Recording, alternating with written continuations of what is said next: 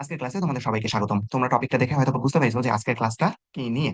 আজকের ক্লাসটা হচ্ছে এটিপি কিভাবে তৈরি হচ্ছে এটা নিয়ে। আমরা হয়তো বেসিক একটা কনসেপ্ট জানি যে এডিপির সাথে ফসফেট যুক্ত হয়ে এটিপি তৈরি করছে। আজকে একটু আমরা বিস্তারিত ভাবে দেখি যে এটিপিটা কিভাবে তৈরি হয়েছে। চলো, এটা দেখার আগে আমাদের জানতে হবে যে এটিপিটা তৈরি হওয়ার জন্য কি কি এখানে হচ্ছে আমরা যুক্ত করছি, না আমরা কি কি যুক্ত করছি বলতো। এখানে আমাদের যুক্ত আছে একটা নাইট্রোজেন বেস, আর আমি হচ্ছে N2 শুধু লিখতেছি, একটা নাইট্রোজেন বেস। একটা হচ্ছে 5 কার্বন বিশিষ্ট রাইবোজ সুগার, আমি RS লিখতেছি। Clear? RS ribose sugar, 5 carbon বিশিষ্ট একটা রাইবোজ সুগার, আর একটা হচ্ছে একটা ফসফেট গ্রুপ। ফসফেট গ্রুপের মধ্যে আমরা শুধু পি দিয়ে হচ্ছে বোঝাচ্ছে যে একটা ফসফেট গ্রুপ। এই ফসফেট গ্রুপ। এখন আসো আমাদের নাইট্রোজেন বেজের মধ্যে হচ্ছে আমরা কি নিব, নাইট্রোজেন বেস গুলো কি কি বলতো? Adenine, guanine, cytosine, thymine, uracil. ঠিক আছে? সো এদের মধ্যে আমরা নিব অ্যাডেনিন কে। আমরা কোনটাকে নিব? অ্যাডেনিন কে।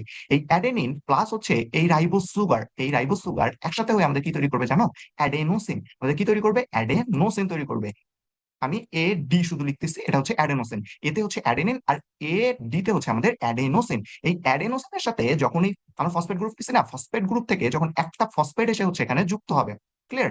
একটা ফসফেট কি যুক্ত হবে? একটা একটা যদি ফসফেট যদি যুক্ত হয় তাহলে হচ্ছে আমাদের কি হবে? Adenosine monophosphate. A M P, adenosine monophosphate. এক ফসফেট যদি যুক্ত হয় তাহলে হচ্ছে অ্যাডেনোসিন মোনোফসফেট। এর সাথে যদি এই অ্যাডেনোসিন মোনোফসফেটের সাথে যদি আরেকটা ফসফেট যদি যুক্ত হয় তাহলে হচ্ছে আমাদের কি হবে? A A D P, adenosine diphosphate. Di মানে হচ্ছে দুই, মনো মানে হচ্ছে এক। এই এডিপির সাথে যদি আরেকটা যদি ফসফেট যদি আমরা যুক্ত করি তাহলে হচ্ছে আমরা কাঙ্ক্ষিত ফলাফল যেটা আমরা যেটা চাচ্ছি, এটিপি পাবো আমরা।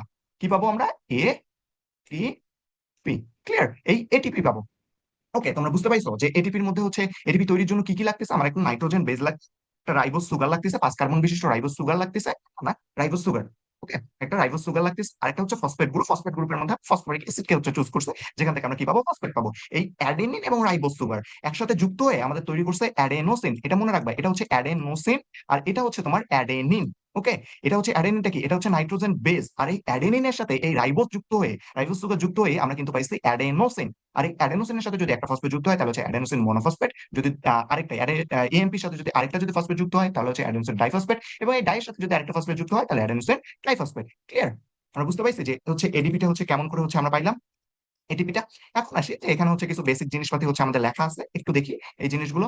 এখানে দেখো আছে যে হচ্ছে এটা কোথায় আমরা হচ্ছে এটিপিটা কোন ধাপে হচ্ছে তৈরি হচ্ছে। এটা হচ্ছে আমাদের শোষণ প্রক্রিয়া। কোন শোষণে? অবাত শোষণ প্রক্রিয়া। আমরা জানি যে অবাত শোষণ প্রক্রিয়ায় খুবই কম পরিমাণে হচ্ছে আমরা এটিপি পেয়ে থাকি, নামমাত্র যেটাকে বলা হয়। ক্লিয়ার? এই যে আমরা কোষীয় শ্বসনে অর্থাৎ সবার শ্বসনের মধ্যে এটা পাবো। সবার শ্বসনে কি আমরা গ্লুকোজটা যে খাচ্ছি, আমরা যে শর্করাটা যে খাচ্ছি, সেটা কি? সেটাকে তো আমরা শক্তি হিসেবে তো হচ্ছে ইউজ করতে পাইতেছি না। এই শর্করাটাকে ভেঙে অক্সিজেনের উপস্থিতিতে ভেঙে আমরা এটিপি পাচ্ছি, যে এটিপিটাকে আমরা বিভিন্ন কাজে ইউজ করতেছি। এটিপি তোমাদের সকল কাজে ইউজ হয়, একদম তোমার হাসি কান্না থেকে শুরু করে ডিপ্রেশন, ঘুমানো, সব কাজে। এটা নিয়ে আরেকটা বিস্তারিত ভিডিও আমি বানাবো। ক্লিয়ার? আজকে হচ্ছে এটিপিটা শুধু কেমন করে তৈরি হয় এটা নিয়ে। এই যে দেখো যে এই শক্তিঘর কেন মাইটোকন্ড্রিয়াকে বলা হয়, কারণ কি? এই এটিপিটা কোথায় তৈরি হচ্ছে বলতো? কার মধ্যে তৈরি হচ্ছে? একটা জিনিস যেটার মধ্যে থাকে, ধরো তুমি আমি একটা জায়গার মধ্যে আছি, তার মানে কি ওটা আমাদের ঘর? ধরো যে তুমি আমি বিশ্রাম করার জন্য একটা জায়গায় ঢুকছি বা থাকি, তাহলে সেটা কি? তোমার আমার ঘর। তারপরে এই যে দেখো এখানে একটা বেসিক কনসেপ্ট জাস্ট দিছে যে হচ্ছে এডিপির সাথে যদি ফসফেট যুক্ত হয় তাহলে হচ্ছে কি হবে? এটিপি তৈরি হবে। এবং এখানে যে বলছে যে শক্তিটা কতটুকু শক্তি, এটা হচ্ছে আমাদের 7.3 কিলো ক্যালোরি শক্তি। এটা হচ্ছে পার মোল, এটা হচ্ছে এক মোলে। এটা কতটুকু? এক মোলে। মোলে এক মোলে হচ্ছে এতটুকু শক্তি, 7.3 ক্যালোরি শক্তি। এবং হচ্ছে এখানে একটা প্রধান এনজাইম আছে, সেটা হচ্ছে আমাদের এটিপি সিনথেসিস। এটা কাজে লাগবে। ক্লিয়ার ভাইয়া? ওকে, আশা করি তোমরা এটিপি তৈরির যে প্রক্রিয়াটা এটা খুবই ভালো করে বুঝতে পারছো। আমি